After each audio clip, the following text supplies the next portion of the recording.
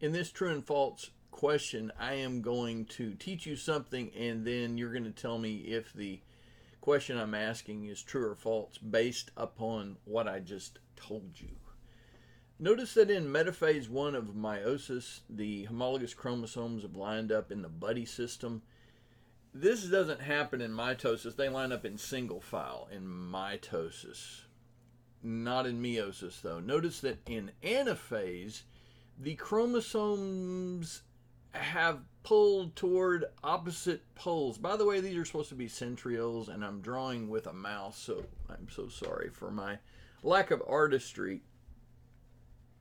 There is an important event that happens in this phase. This is where we go from diploid to haploid in meiosis. We go from 46 to 23. I've only got 4 showing because 46 is a lot to draw.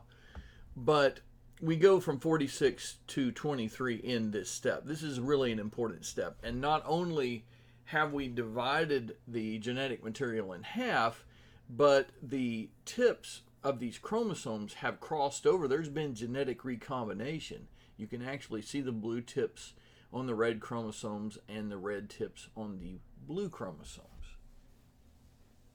With that information in your brain cell, tell me if this statement is true or false.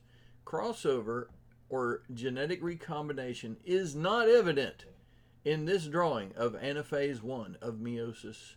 Is it false? Is this statement false, or is it true? Thumbs up for true, thumbs down for false.